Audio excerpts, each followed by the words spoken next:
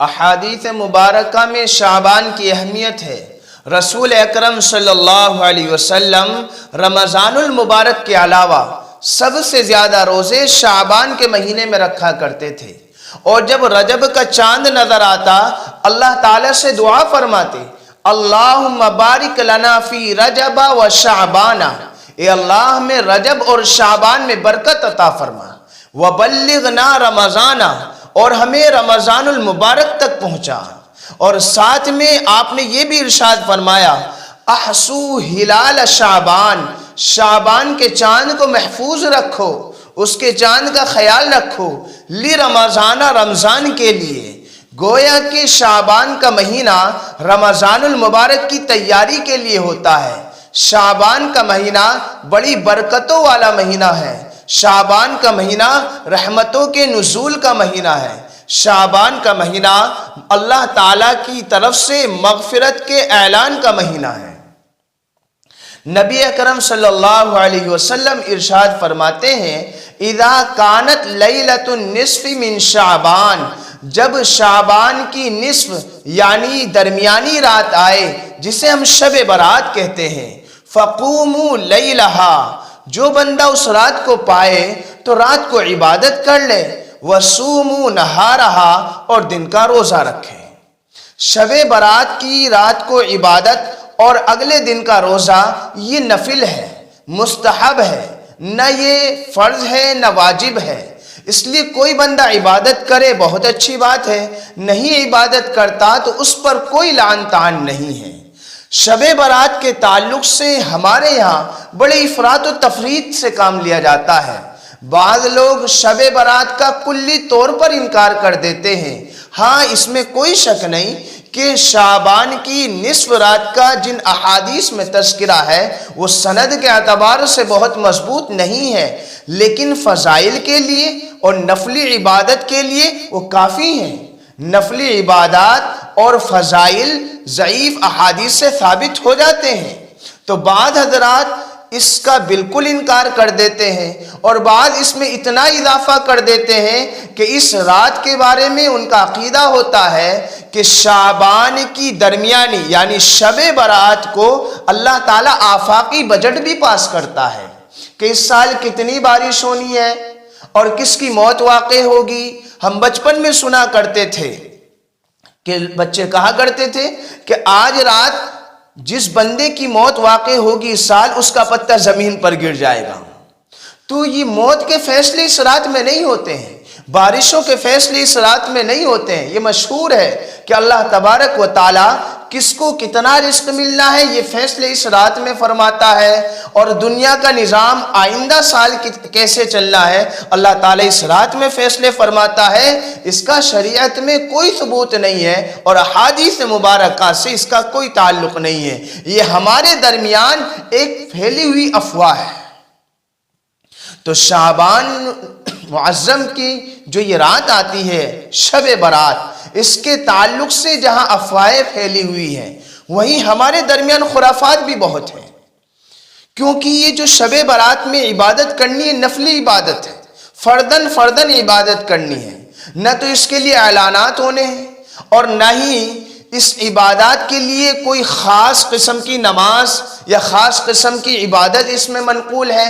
جو بندہ چاہے تلاوت کرنا وہ تلاوت کرے، جو بندہ نفلیں پڑھنا چاہے نفلیں پڑھے، جس بندے کے پاس قضا نمازیں ہیں وہ اپنی قضا نمازیں ادا کرے، جو چاہے عبادت کرے، کوئی مخصوص عبادت نہیں ہے۔ ایک عبادت بڑی مشہور ہے اس رات کے تعلق سے کہ جو بندہ 4 رکعت نماز اس طرح پڑھے کہ پہلی رکعت میں فلاں سورت اتنی مرتبہ، دوسری رکعت میں فلاں سورت اتنی مرتبہ، تیسری میں فلاں سورت اتنی مرتبہ، چوتھی رکعت میں فلاں سورت اتنی مرتبہ پڑھے تو اس کی پچھلی تمام قضا نمازیں معاف ہو جاتی ہیں۔ یہ بنی ہوئی باتیں ہیں، ان کی کوئی حقیقت نہیں ہے، یہ ہمارے درمیان پھیل جاتی ہیں، یہ کافی پھیلی ہوئی باتیں ہیں۔ اسی طریقے سے شب برات کے تعلق سے جو ہمارے درمیان خرافات ہے کہ وہ مسجدوں کے باہر موسم کے لحاظ سے کھان پین کا انتظام ہوتا ہے۔ اگر ٹھنڈا موسم ہے تو چائے کا نصب، گرمی کا موسم ہے تو اس میں شربت کا نظم کیا جاتا ہے، یہ نظم نہ کیے جائیں، یہ ذرہ برابر نظم نہ کیے جائیں۔ اور ہمارے نوجوانوں کا اور ہمارا حال کیا ہوتا ہے اس رات میں کہ کچھ دیر دین کی باتیں سن لی اگر مسجد میں ہو رہی ہیں، اس کے بعد گلیوں کا چکر لگاتے پھرتے ہیں، ہم مسجد میں آ کر گپ شپ کرتے ہیں، ادھر سے چائے پی لی، ادھر کی چائے ٹیسٹ کر لی، پھر بیٹھ کر موبائل چلا لیا، باتیں کر لی اور رات کو گزار لیا۔ میرے عزیزو، عبادت کرنی ہے اس رات میں، وقت ضائع نہیں کرنا ہے، رات کو خراب نہیں کرنا ہے، اور آپ کے اوپر عبادت لازم بھی نہیں ہے۔ اگر آپ عبادت نہیں کرنا چاہتے اس رات میں تو آپ سکون سے جا کر سو جائیں اور صبح کو فجر کی نماز باجماعت ادا کریں۔ ایسا کیا کہ پوری رات جاگ رہے ہیں اور صرف فضول جاگ رہے ہیں، اس میں عبادتیں نہیں ہو رہی ہیں۔ یہ ہمارے درمیان خرافات پھیل چکی ہیں، اور ہم جب گھر سے آ جاتے ہیں تو گھر والے یہ سمجھتے ہیں، ہماری بہناں، ہماری مائیں، ہماری بیویاں یہ سمجھتی ہیں کہ ہم مسجد میں عبادتیں کر رہے ہیں، اور صبح کو بڑی محبتوں کے ساتھ وہ سونے دیتی ہیں، اور اگر فون بھی آ جائے تو کہہ دیتی ہیں کہ وہ بیٹا پوری رات مسجد میں عبادت کر رہا تھا نا، اس لیے سو رہا ہے۔ اللہ کی بندی، آپ کو تو خبر نہیں ہے، یہ بندہ عبادت نہیں کر رہا تھا، یہ اپنی نیکیوں کو مسجد میں باتیں کر کے برباد کر رہا تھا اور اپنے قیمتی وقت کو ضائع کر رہا تھا۔ اور شب برات کا جب موقع آتا ہے، آتش بازی کا بازار بھی ہمارے درمیان گرم ہوتا ہے۔ اگر ہم بڑے ہیں اور خود آتش بازی نہیں کرتے تو بچوں کو پیسے دے دیتے ہیں، اگر نہیں بھی دیتے وہ اپنے پاس سے لے آتے ہیں، جو ان کے پاس کھانے پینے کے لیے پیسے ہوتے ہیں، تو ہم اس پر تنبیہ نہیں کرتے ہیں۔ اگر ہم انہیں آتش بازی کا سامان لا کر دیتے ہیں یا اس کے لیے پیسے دیتے ہیں تو یہ فضول خرچی ہے، 1 روپیہ بھی اس میں خرچ کرنا جائز نہیں ہے۔ فضول خرچی کے بارے میں اللہ تعالیٰ ارشاد فرماتا ہے، ان المبذرین کانوا اخوان الشیاطین، بے شک فضول خرچی کرنے والے شیطان کے بھائی ہیں۔ تو یہ رات بڑی برکتوں والی رات ہے، اس میں نفلی عبادتیں بھی کی جائیں، لیکن فردن تنہا عبادتیں کی جائے۔ کوئی مخصوص عبادت اس رات میں منقول نہیں ہے، کوئی بندہ اگر بتلاتا ہے تو وہ غلط باتیں ہیں جو مشہور ہو چکی ہیں۔ اسی طریقے سے اس میں اجتماعی کوئی عبادت نہیں ہے، تنہا عبادت کریں۔ اسی طریقے سے پوری رات کا جاگنا ضروری نہیں ہے، بندہ جب چاہے سکون کے ساتھ سو جائے اور جب تک چاہے بندہ عبادت کرے، جب تک اللہ تعالیٰ کی طرف سے اس کو توفیق مل رہی ہے اس وقت تک وہ عبادت کرتا رہے، اپنے وقت کو خالی ضائع نہ کرے۔ اللہ کے رسول صلی اللہ علیہ وسلم اس رات کی فضیلت بیان کرتے ہوئے ارشاد فرماتے ہیں، میرے پاس حضرت جبریل علیہ السلام آئے اور مجھے بتایا حضرت جبریل علیہ السلام نے کہ اللہ تعالیٰ اس رات میں قبیلے بنو کلب کی بکریوں کے بالوں کے برابر اپنے بندوں کی مغفرت فرماتا ہے۔ اللہ تعالیٰ کی طرف سے کتنا بڑا انعام ہے کہ اتنی بڑی تعداد میں اللہ تعالیٰ اپنے بندوں کی مغفرت فرماتا ہے۔ حضرت جبریل علیہ السلام نے ساتویں ارشاد فرمایا، لیکن 6 قسم کے لوگ ایسے ہیں، 6 قسم کے، اللہ تعالیٰ اس رات میں ان کی بات نہیں سنتا ہے، اللہ تعالیٰ ان کی طرف متوجہ نہیں ہوتا ہے، اللہ تعالیٰ ان کی طرف نظر رحمت نہیں فرماتا ہے۔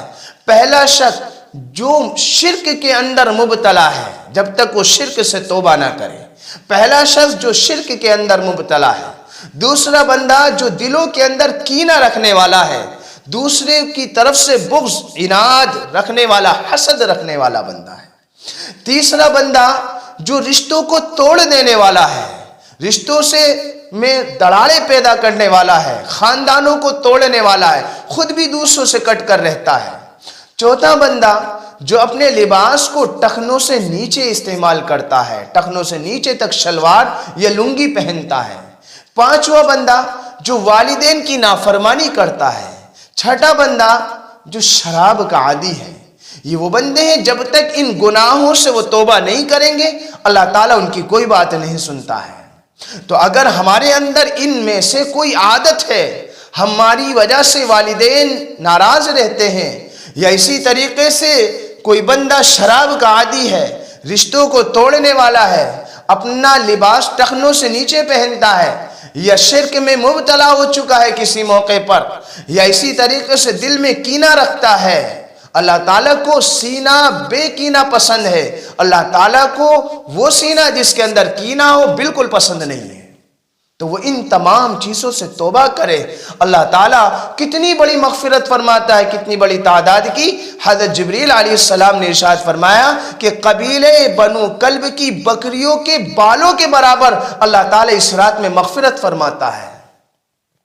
اسی طرح ساری عبادتیں اس رات میں جو ہونی ہیں وہ فردن فردن ہونی ہیں۔ ایک مسئلہ ہے قبرستان جانے کا۔ آپ علیہ السلام سے پوری زندگی شعبان کی 15ویں شب میں ایک مرتبہ قبرستان جانا ثابت ہے۔ تو کوئی بندہ اگر قبرستان جانا چاہے تو قبرستان چلا جائے، لیکن اجتماعیت کے ساتھ نہ جائے، اور یہ سمجھ کر نہ جائے کہ ہر سال جانا ضروری ہے یا اس دن جانا سنت ہے۔ جائز ہے، کوئی بندہ جانا چاہے تو جا سکتا ہے۔ بہرحال اگر کوئی بندہ زندگی میں ایک مرتبہ اس نیت سے چلا بھی جائے کہ نبی علیہ السلام بھی ایک مرتبہ گئے تھے تو میں بھی چلا جاؤں، تو اللہ کی ذات سے امید ہے کہ وہ ثواب کا مستحق ہوگا، اللہ تعالیٰ اس کو ثواب عطا فرمائے گا۔ لیکن یہ لازم نہیں ہے اجتماعی طور پر نہ جائے، فردن فردن بھی اگر جانا ہے تو جانا ضروری نہیں ہے، دن میں ہو کر آ جائے۔ قبرستان تو روزانہ جانا چاہیے۔ ہمارے یہاں قبرستان کی اہمیت ہے ہی کہاں؟